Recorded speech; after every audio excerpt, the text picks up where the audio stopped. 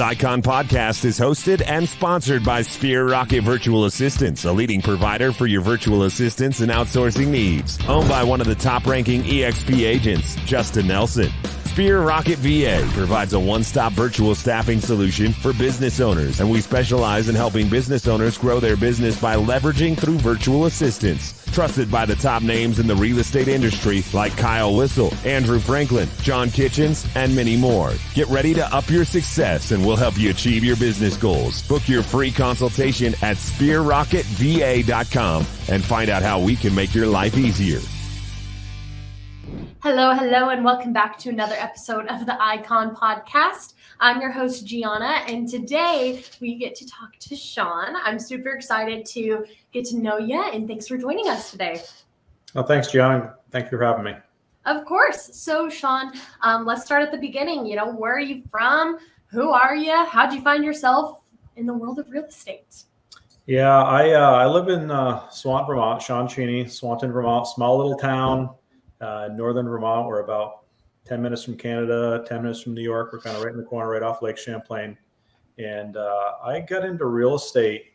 I'd been full-time in the military and had done quite a few years there. I was in the Marine Corps originally and switched over to full-time in the National Guard. I taught mountaineering and did a lot of sniper stuff, high-angle shooting, things like that, and created a course up here in Vermont and competing nationally on shooting teams as well as teaching the mountaineering. And I just kind of got into the real estate as an investor originally, and I was buying and selling properties, and then I was getting apartments going, things like that. And then I actually had an agent who I'd bought a couple of properties with approach me and say, "Hey, Shawn, have you ever considered being a realtor?" Mm-hmm. And at the time, I was really kind of taken by it. I was more flattered than anything. Like, wow, they think I'd be a decent realtor. And now that I've been in the business for a little while, I realized, well, you can work anywhere. They'd all take you at that point. But at the same time, it was like, wow, they think I'd be good at this, Yeah. So I kind of stepped up and got my license and switched from full-time military to part-time investor to full-time military or full-time investor, part-time, military at that point, and was doing the real estate as full war. So was licensed, was still working as an investor and doing the guards on the weekends, that kind of thing. So awesome. Okay, cool. What an interesting way to make your way into the world, but seems like you had an interest. And obviously in the long run as an investor, being your own real estate agent, that can certainly pay off. It doesn't hurt. Yeah, it doesn't hurt. It doesn't hurt. Well, Shawn, was that person that asked you if you were interested in real estate part of EXP, or how did you cross paths with EXP as a brokerage? Yeah, I actually I launched EXP for Vermont. I was agent number one. I was the original broker, state broker for Vermont. So that's actually how I landed with them. I had worked for a small family-owned mom and pop my first couple of years. Great company, loved them. Mm-hmm. Then I went to a little-known company called Keller Williams. A few people have heard them before, and so was there for a while. I did 6 years there. Loved it. Great folks there. Learned a lot. I was on the Associate Leadership Council there. They call it the ALC. I did that for several years. I had the most sales at our market center for 5 years consecutive. We had some big teams there, but I was a lone gun, and I was just grinding out the transactions. I was more of a push it and go person. And so I had some big teams that were doing big numbers, but when it came to actual sales, I had the most sales all 5 years that I was there. So I was averaging 68 to 75 transactions a year that I was doing myself. And so then I had a friend of mine, Jim Chamberlain, who was also a prior KW agent, who had approached me about launching Vermont. And he'd moved to Florida and said, "Hey, have you heard of this company?" And I said, "No, let's check it out." And so looked at it, made complete sense to me. And we launched it here in Vermont. So it's agent number one. I did the DMB managing broker position for about 2 years. Mm-hmm. And then that's been handed off. And so I've been here as an agent with a team for the last 2 years. So 2018, May of 20, is actually almost exactly 4 years ago that we launched EXP for Vermont. So it's been good. Wow, that's really cool. Shawn, with all these brokerages out there and, obviously as agent number one and the high performing agent that you are, there's a target on your back. People want you on their team. They want to recruit you. So what makes you say, "Hey, I am never leaving EXP"? I really love the way it's agent centered, not broker centered. Mm-hmm. And I actually had a broker here, a local broker in the area, who would approach me just last week about teaming up with them and going that route. And I looked at it, and it was very broker centered, and it was really more about the broker really winning. And the agents do okay, they survive, they have to, but it was really about the broker getting ahead. I don't think EXP is that way at all. EXP is agent centered. And when the agents win, we win together. And so you're able to create a business within a business. And it really lets you spread your wings as far as you want. Do you want to focus on sales? You can kill it here. Get the iCloud program. It's awesome. If you want to focus on recruiting, then there's great avenues there for that too. Sell a little bit, recruit a lot. You have that option there. But if you just love things like the stock options, the medical, all the other things that other brokerages just don't offer, it just becomes a no-brainer to work with this type of a platform versus some of the others that are available. And I always say, what better way to practice employee retention than to give them a piece of the pie, right? With like these stock options and stuff to get them excited about. I mean, you won't even see that in corporate America. And right now, it's an employee's world, right? They're leaving, they're getting jobs. It's crazy market for everything right now. And so the fact that EXP is just above their game and in a quote independent contractor world, it's just incredible. Yeah, and the giving that comes at EXP is, I think, just completely different than what you see at other companies. And the fact that, as I said before, it's that broker-centered model that most of them have. And, they had other brokers that were pointing out to me, Shawn, why would you want to go to that company? I mean, if you look at their numbers, they're not worth anything, right? We're talking 4 years ago, not worth anything, I mean, why would you want to be there and be, one of the forefront leaders in that place? Because their numbers aren't huge. Yeah. That's because it all goes back to the agents. The agents are the ones that are winning here.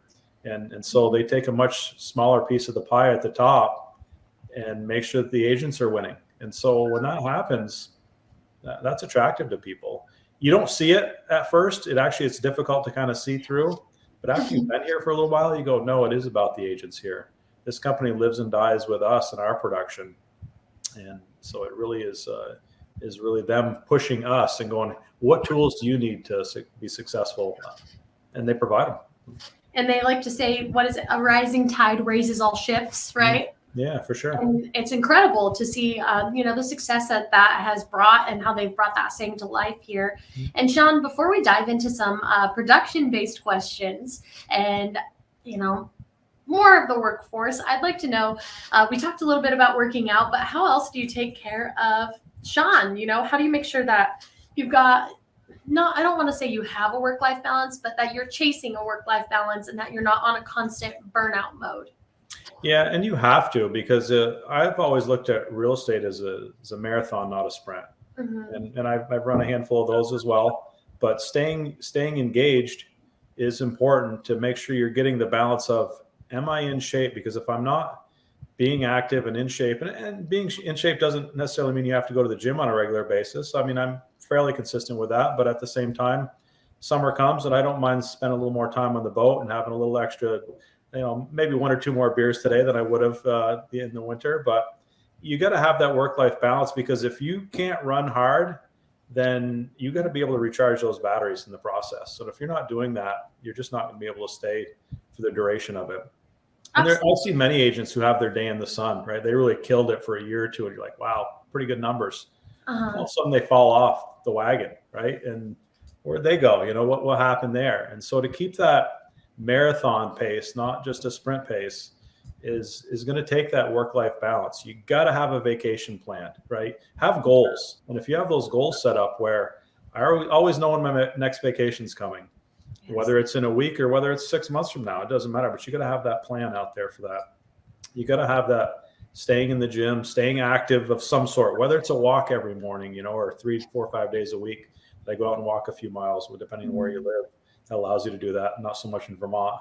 If you're in an area that allows that, you got to stay with that work-life balance, because the better you feel, the better that you're going to be able to perform when the time comes too. So, and switching it up, doing different stuff all the time.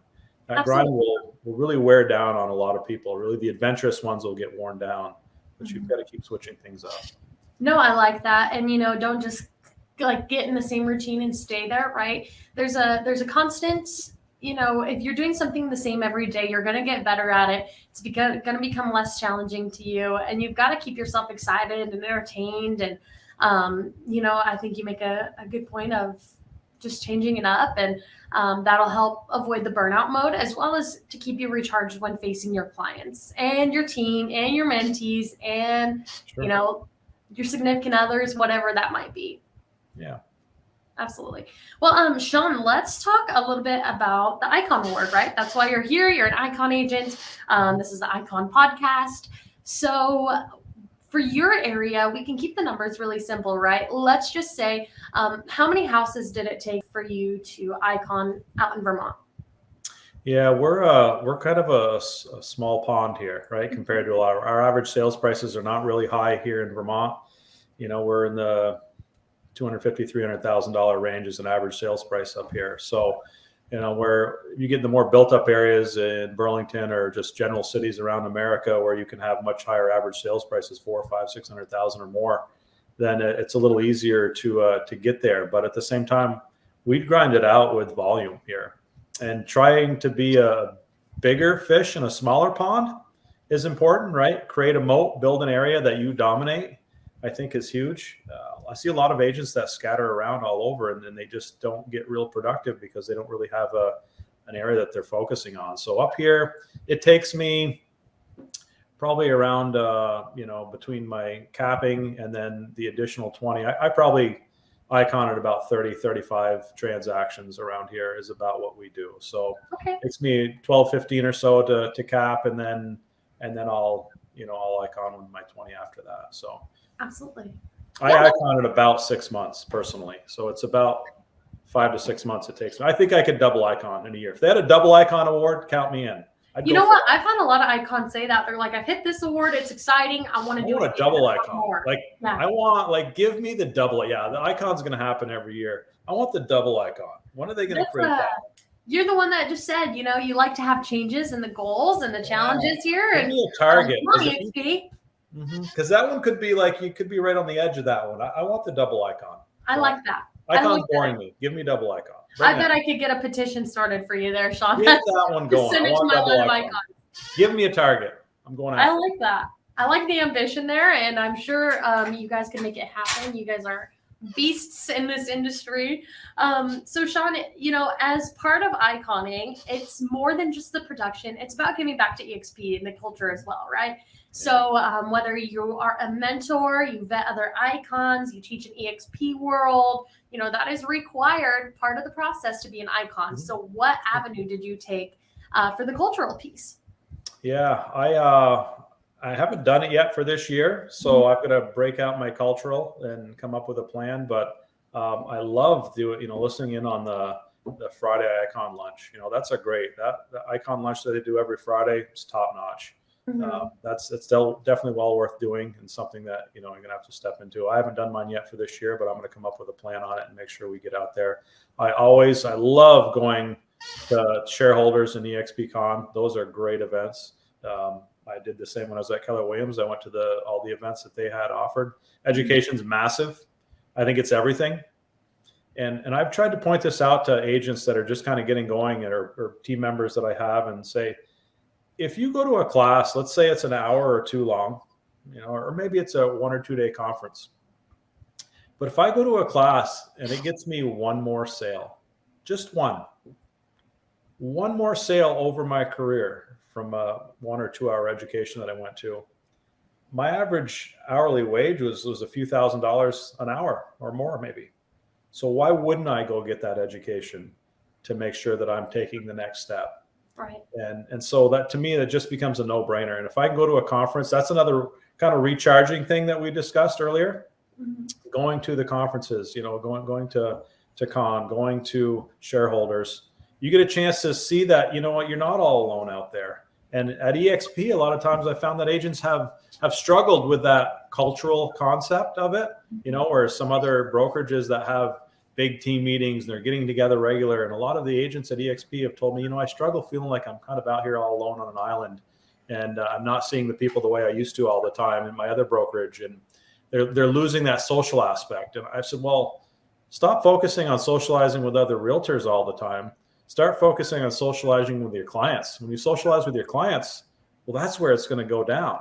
Yeah. However, getting to these conferences where you go, okay, I'm dropping the clients for the next 2 or 3 days. Hopefully I've got a good admin and good team that are around me in this case. But even if you're a lone gun, you got to drop what you're doing and go, okay, here's my chance for the next few days to focus on my business and how I'm going to go to the next level.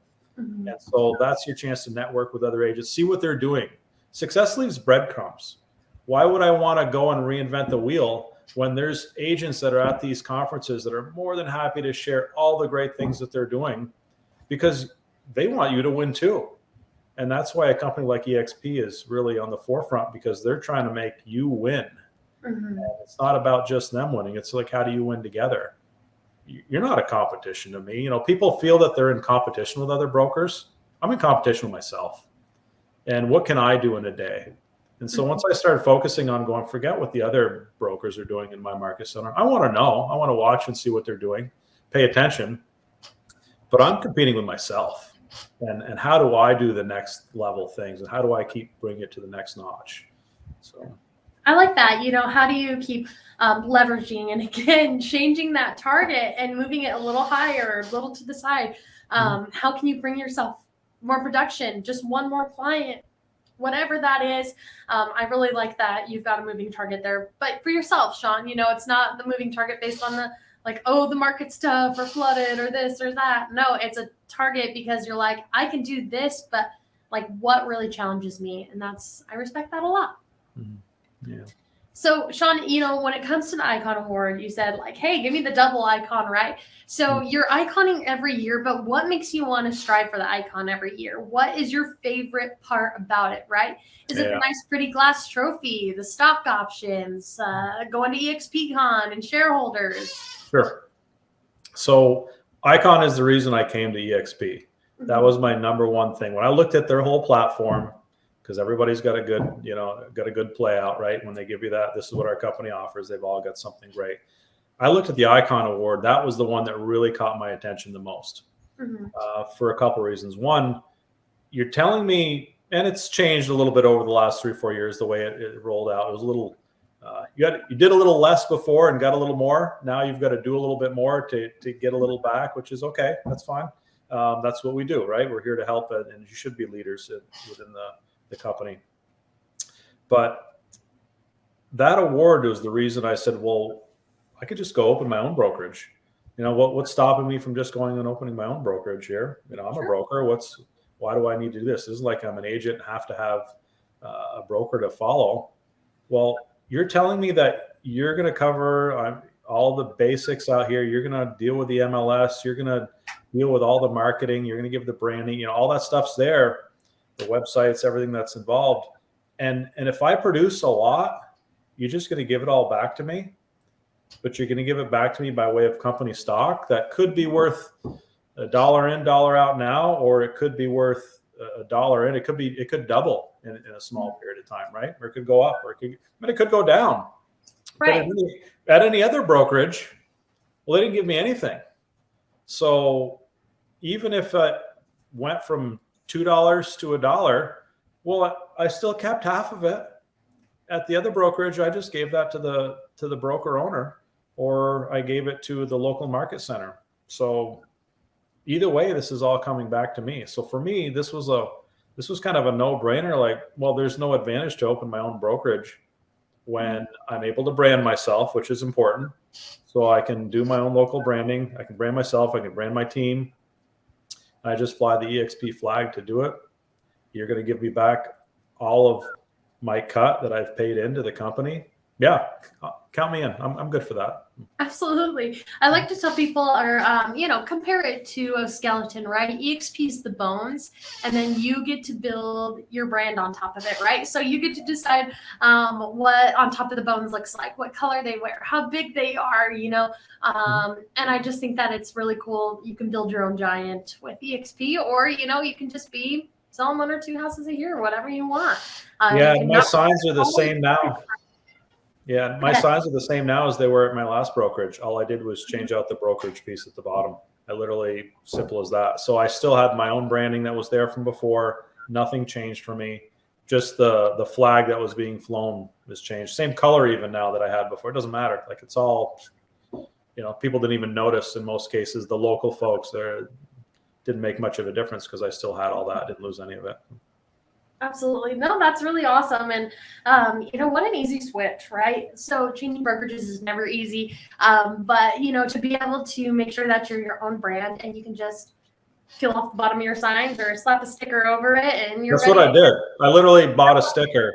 It was a $8 sticker, $10 reflective sticker. I think it's pay a little more because they're reflective, like $10.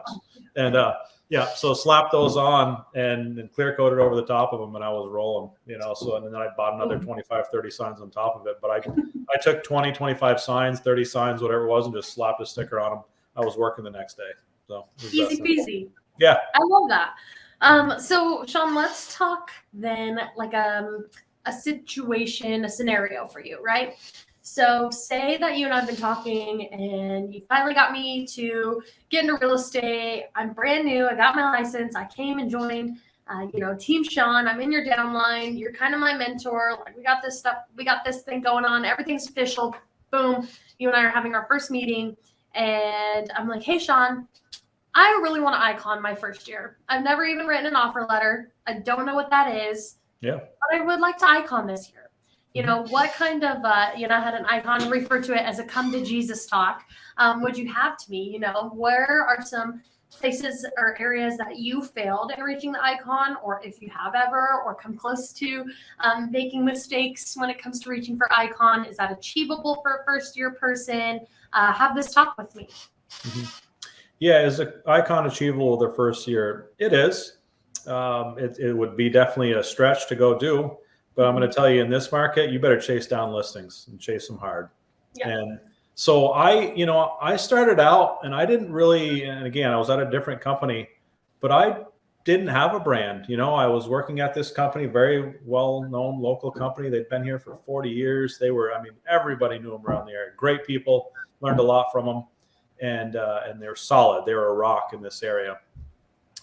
But I wasn't known as a realtor. I was known as the military guy who lived around here. Even though I was a local kid, right? I grew up around here and had a lot of friends, and I'd known a lot of people through school and was very social, right? I learned as much in the hallways as I did in the classrooms. And so I worked the hallways and the parking lots and the parties on Friday and Saturday night as much as I did the classroom to get ahead. And so what I did was I said, people don't know me as an agent. They know me as this, right? I'm the real military guy who lives around here. I started focusing on listings and going, what? How do I chase things down? Because I got to get my sign on the lawn. Like, my friends and even extended family don't even know I do real estate, but they will when they start to see my signs on the lawn a little bit. And so I needed to get signs on the lawn with my name on them and get them out as quick as possible. Because if I was just let's call it a classic buyer's agent somewhere, then I wasn't going to get that publicity that I needed. So I either needed to have, and at the time, the company, I just had riders, I had riders that had my name on them. Here I am, call me. But I just started pounding on doors and doing all the things that everybody else wouldn't do. Mm-hmm. So a lot of us try to leverage technology a lot. And you know what, when it comes to real estate, there's a lot of folks that may want to talk to you from a distance, be it a text or Facebook or something like that. But you got to get in their face, right? You got to actually get there and go, is this somebody I want to work with? So I got to knock on doors. I knocked on a door right before I got here. And although I don't do a lot of door knocking as much as I used to, my sphere is built a lot now, and kind of people know he's one of the guys you're going to contact in this area. So I have a lot of people reaching out to me, but at first I didn't.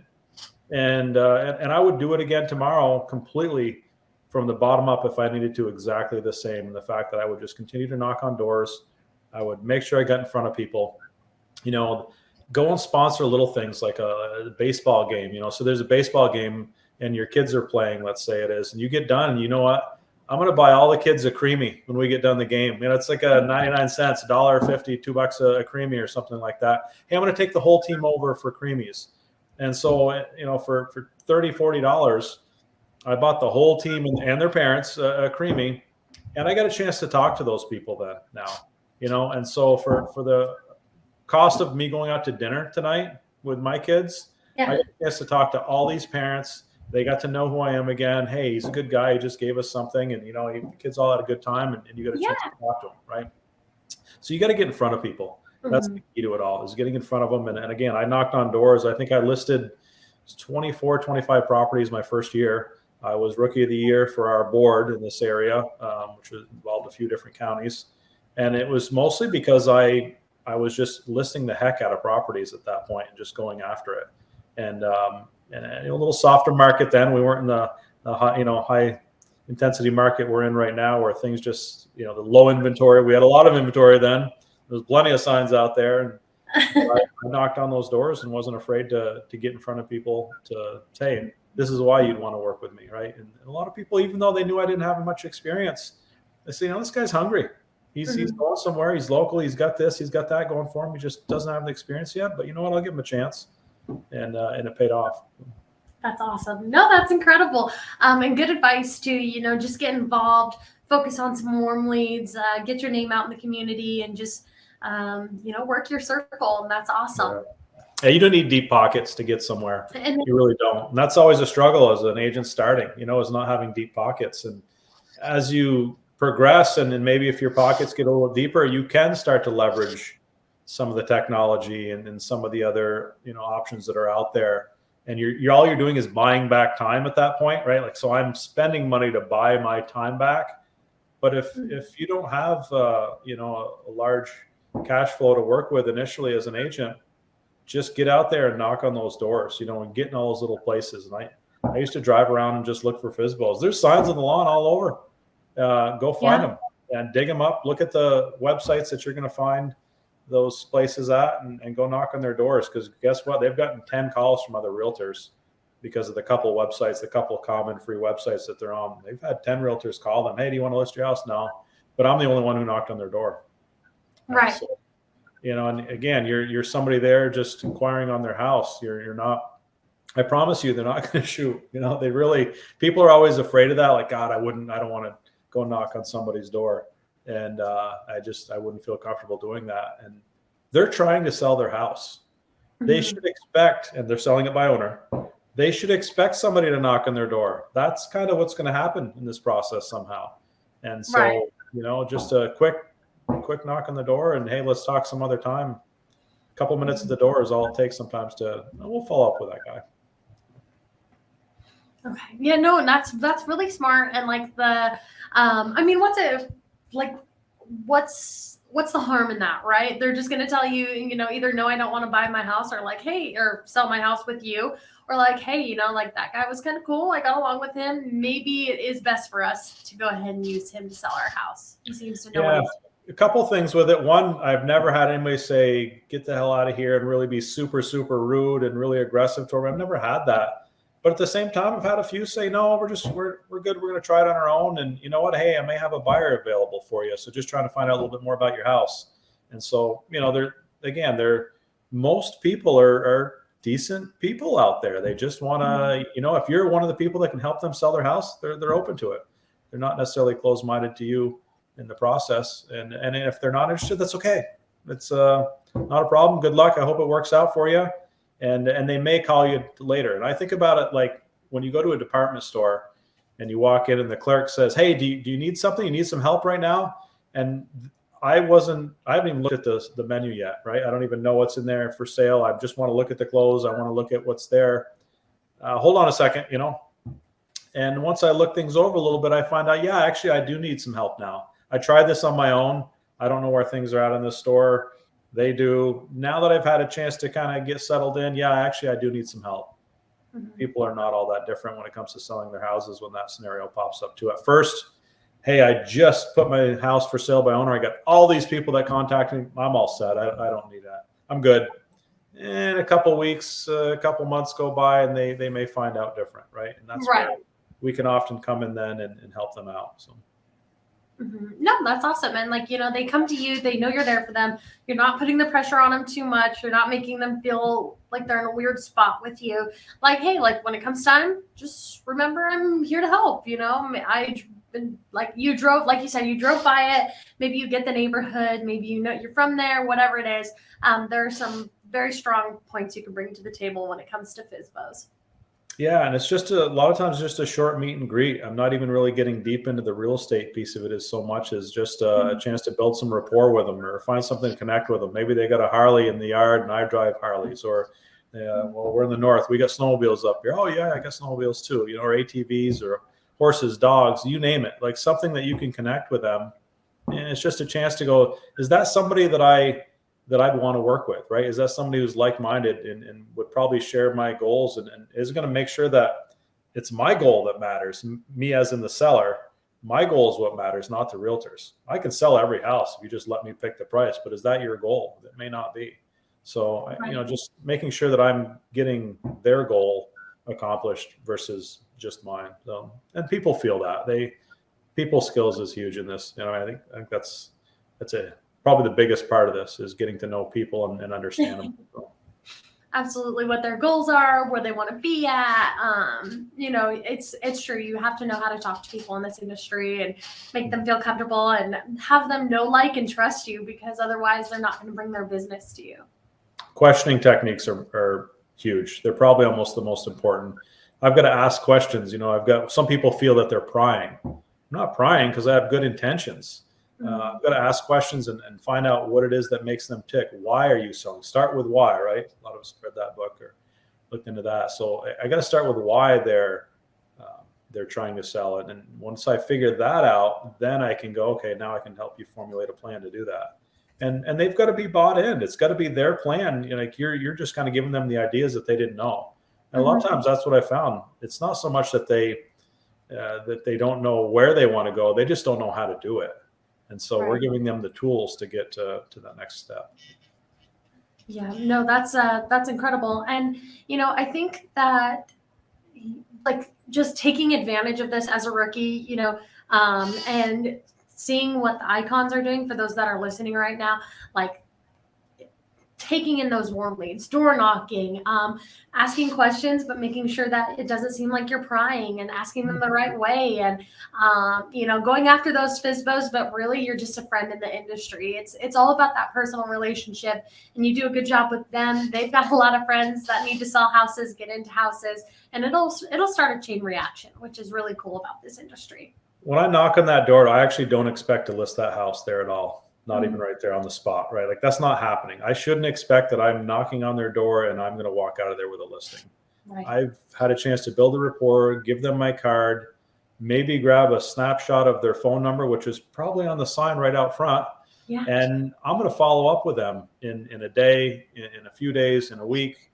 And I'm going to follow up with them after, hey, remember we spoke there before? And if you want a free market analysis, let me know. I'd be happy to give that to you. And just kind of work with them on that. So yeah, it's a matter of come from a place of giving, right? When you start helping people and then they realize that there's no obligation to work with me. You're not required to work with me. I give you a few things here. And if you want to work with me, great. If not, then that's okay too. Good luck. I hope you sell your house. So. No, yeah, you're absolutely right. Like nothing truly bad should come out of that situation, and it's all a good experience. And, Shawn, I wanted to talk as we're coming up on 35 minutes, and this would be my last question for you. Of course, we've got plenty more time to talk, but I just wanted to get this one out of the way. So you were so fortunate to be, a trailblazer in Vermont for EXP, and it was introduced to you. You probably weren't ever on the fence about it, and you made that jump. Made sense. You're there. And now, EXP's picked up a lot of traction, and other brokerages are starting to bat things out in the industry about it. Oh, you don't want to go over there. It's a pyramid scheme. They're a cult. Don't drink the Kool-Aid. And a lot of people have that, sense of loyalty to their brokers right now, and they're scared to make the jump, but they see the numbers, they see the model. It makes sense. So for somebody in that position that may be listening right now, what would you have to say to them about moving to EXP? Yeah, so it's really a matter, like there are a lot of brokerages out there, which means that they're not all perfect for everybody. If there was one perfect brokerage, we'd all work there. it's really going to be about your style and what it is that you're trying to do and what you're trying to accomplish. If if you need a lot of guidance and you need somebody to tell you what to do every day and tell you to go to work, and you need to go somewhere, like a lot of people need to go somewhere to work. I need to physically leave my house and go to work. And if you need to do that, then either if you're going to be at EXP, then you should get an office somewhere, right? Go rent a room or go rent a space or have a place that you go to, and you can do that at EXP. But that model isn't exactly for everybody. I had some people that struggled and they said, Shawn, I'm just not good at working from home. Myself, I'm twice as productive from home. Why? Because I can maximize my time. I realize I have the same amount of hours in the day as everybody else. So there's some really super successful people out there that are using those hours different than I am.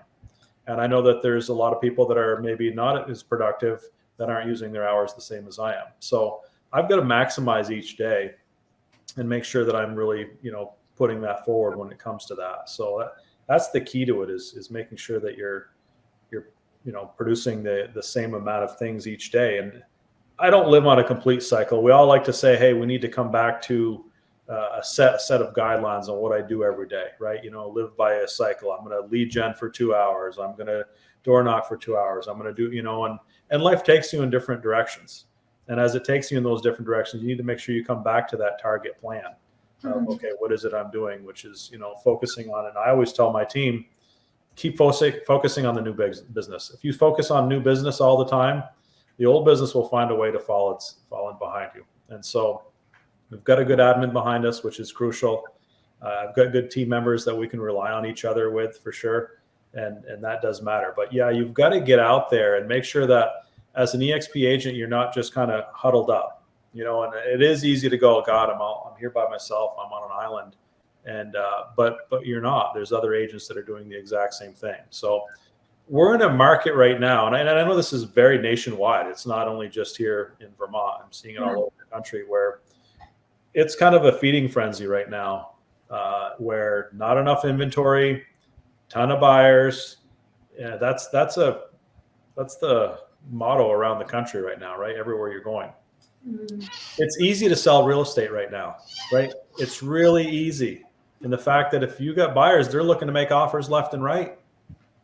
And that was 4, 5, 6, 8 years ago. You listed a property and a buyer wanted to look at it in a few days or in a week or, oh, wow, somebody's coming through the door. Now there's like 10 showings in the first 2 days. And yeah, we'll get 4 or 5 offers this weekend, kind of thing. Like that's not real. Okay. Yeah. It's happening. I mean, I guess it's real because it's happening, but there's no longevity in that. Mm-hmm. So right now it's kind of like the foxes and the rabbits thing. I'm an avid hunter. I spend probably 45 to 60 days a year in the outdoors hunting and fishing and that kind of stuff. And when there's a lot of rabbits, all of a sudden there becomes a lot of foxes. And so as realtors now, we're feeding quite well off all these rabbits, right? And the fact that it's very easy right now. There's a rabbit to be caught on every corner. But when things turn and it becomes difficult again, are you poised and are you with the right brokerage to be able to see through the storm whenever that storm comes? I don't know when it's coming, but it's coming. Yeah. Could be 6 months from now. It could be 5 years from right now. But you need to prepare for the storm. Mm-hmm. And if you're in the right place at that time, then you're going to be able to see through the storm. And you're set up with low overhead, which EXP is, low overhead costs here, high splits. You're set up and ready to go. And so, yeah, do it now while you are productive. Don't wait and go, oh, things aren't working anymore. Well, no, look at this model. Right. It's a low cap. It's a great split. They're offering company stock, which is, even though it went through the roof and came back down, it's still 4 times higher right now than when I came to the company 4 years ago. So even now, I'm still 4 times higher in value on my stock. And all those icon awards start adding up. And then I got into the 5%, for the equity program for my sales. And I'm very glad I did at the time. And, so get into those. There's no other companies that are offering retirement. Show me another brokerage offering a retirement program. I'm all ears because I'm not sure. I'm sure there's probably one out there. I've just never heard of it. Right. No, I've not heard of it either. And I mean, there's a lot of icons. So, show me somebody who's doing that, and then the medical that they're bringing in and other options. I'm fortunate that I have the military on my side, but but most people don't. And so the fact that they're going, okay, what does an agent need? Let's find a way to provide it. It's a no-brainer. EXP is finding the ways to fill those holes that what do agents need? Hey, they need this, they need this, they need this. Let's make sure they get it. And so you're ready to kind of roll through the storm when that comes, when you're at a brokerage like EXP. Absolutely. I like that you found your spot on the food chain, Shawn, and you found your niche, and you have almost you've got your stockpile for winter, right? The hibernation season. EXP is there for you with those stock options and making sure you've got your sense of 401k and some nest eggs and healthcare and everything else in between. And I like the way that you put it. When there's a lot of rabbits, there's a lot of foxes, but eventually, that cycle will change. And so make sure you're poised to see through the hard times when there aren't a lot of rabbits, and so absolutely. I really like that. A company like EXP gives you that. So. Yeah, absolutely. Well, Shawn, we have talked for over 40 minutes. I think this has been an incredible episode. Is there anything that you want to leave the listeners with today as we wrap up? Yeah, the biggest thing is don't lose that drive. I can promise you there are a lot of ups and downs in this business, right? Oh, great, I got a listing appointment. So you're excited, but then you don't get the listing.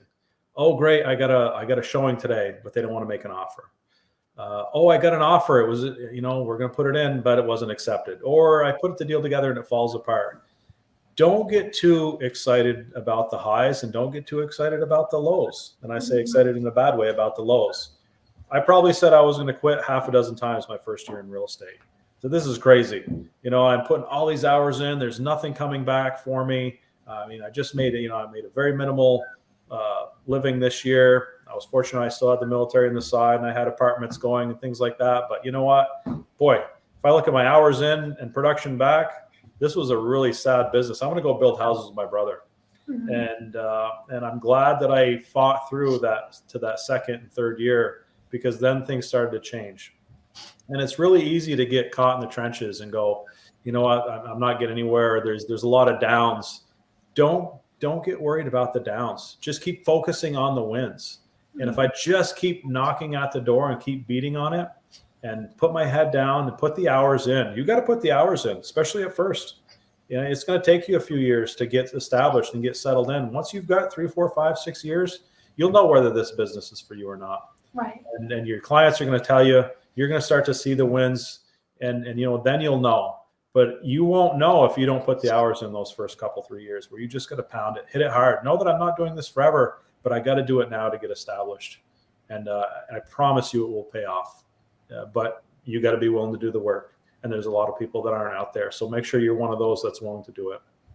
I love that, Shawn. You're absolutely right. Put in the work and it'll all start flowing in. It's just part of the process, and you have to trust the process. Yep, for sure. Awesome. Well, Shawn, thank you so much for your time today. I look forward to hopefully catching up with you at EXPCon and shareholders as those are quickly approaching. And maybe, we talked a little bit about this Dallas conference. Maybe we'll touch base sooner than that. So. All right. Thanks, Gian. I appreciate it. Thanks, Shawn. Have a wonderful rest of your day. All right. You too. Bye-bye.